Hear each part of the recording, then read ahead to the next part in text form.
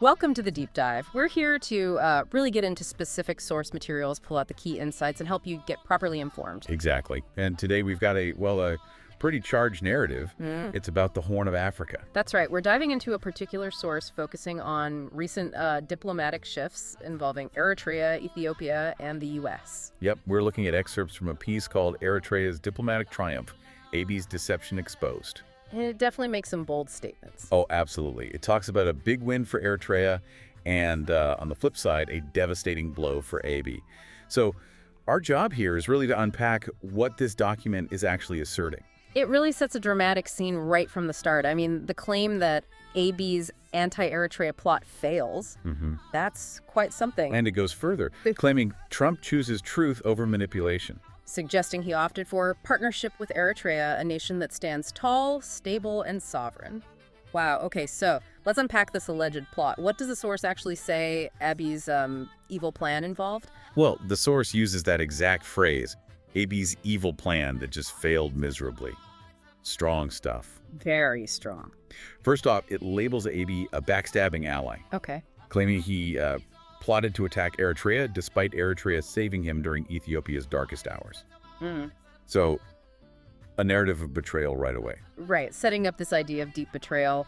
What else does the source accuse him of as part of this alleged scheme? It gets very specific. It says Abiy called for forced seizure of Eritrean ports.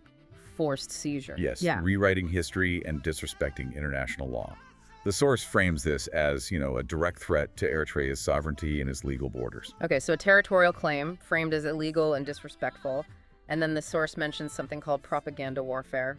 Yeah, it does. Yeah. The document claims Abiy's media was bragging, essentially, Bragging about what? about having support from the USA, Israel, and the UAE to, quote, conquer Eritrea's Red Sea coast. That's quite the claim of international backing. What's the source suggesting by framing it that way? Well, it seems to imply this was maybe a coordinated effort to create a certain perception internationally.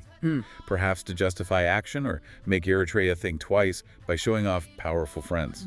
Psychological warfare, almost. It could be interpreted that way. And crucially, the source adds that Abiy tried to frame Eritrea as the aggressor in a desperate letter to Donald Trump.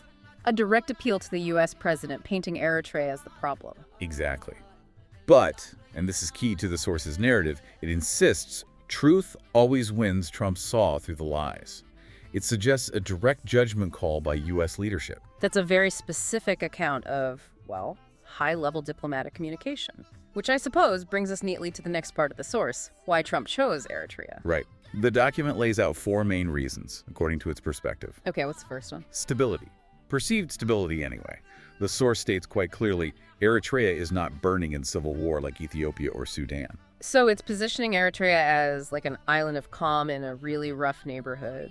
Pretty much. That contrast is starkly drawn. Stability versus volatility, obviously appealing for international partners. Yeah, you can see why that would be attractive. Predictability is valuable. And then the source really emphasizes Eritrea's geography, doesn't it? Calling it a strategic Red Sea nation. Absolutely. Huge emphasis on this. It points to Eritrea's over 1,000-kilometer coastline, control of Bab el-Mandeb choke point, vital to global trade. Right, the Bab el-Mandeb, that narrow strait, it's incredibly important for shipping between Europe and Asia. Exactly. So the source presents this as a massive strategic asset, not just regional power, but global economic significance. Control over that waterway is a big deal. So we have claimed stability and undeniable strategic location. What else? The source also says Eritrea has no hidden agenda. How does it explain that? It frames it as transparency, basically, saying Eritrea demands respect, sovereignty, peace, and genuine partnership, not war and deception. So a direct contrast again to the alleged actions of Abiy mentioned earlier. Precisely. It paints Eritrea as principled, straightforward. Yeah. What you see is what you get, which, in the world of diplomacy described here, is presented as a virtue. Okay. And that ties into the final point the source makes in this section, that Eritrea is a trustworthy ally. What's the reasoning given for that? The document asserts Eritrea doesn't manipulate global powers. It stands honest and firm in regional peace building. Reinforcing that idea of reliability. Yeah, suggesting Eritrea is a more dependable partner, less likely to engage in the kind of complex maneuvering that the source accuses others of. consistent and reliable. Okay, so the source lays out this case. stability, strategic value, transparency, trustworthiness. And based on this alleged diplomatic win, it then pivots to advice, right? What Eritreans must do now. Yes, shifts to a call to action. It strongly urges Eritreans to, quote, use this window to push for the final normalization of U.S.-Eritrea relations. Seize the moment, essentially. Right. And also demand the lifting of all unjust sanctions. That's another key demand. And leverage the situation for practical gains, too. Exactly. Leverage this diplomatic moment to attract investment and development. So, turning the claimed political win into tangible economic benefits. It sounds like a very clear, almost strategic plan. And there's also a strong message about unity in there, isn't there? Oh, definitely. The source tells readers to remain focused, and united Eritrea is winning on all fronts. So, internal cohesion is presented as vital to making the most of the situation. Absolutely key from this source's perspective. Unity is strength, essentially, needed to consolidate these alleged gains. And then the source wraps things up with a really triumphant tone. Yeah, a very definitive conclusion. The tables have turned. Eritrea rises while Abiy falls. It repeats the themes. From deception to exposure, from betrayal to justice. And the final image. Eritrea stands tall, Abiy's regime stands isolated. It paints a picture of a complete reversal. Winner and loser clearly defined. It's a powerful closing statement. It adds, Eritrea does not beg for support, it earns respect through action. Reinforcing that idea of self-reliance and earned standing. And it also throws in, Abiy's fake unity project is crumbling and Eritrea will not be the scapegoat. A clear rejection of blame and asserting an independent path. Right.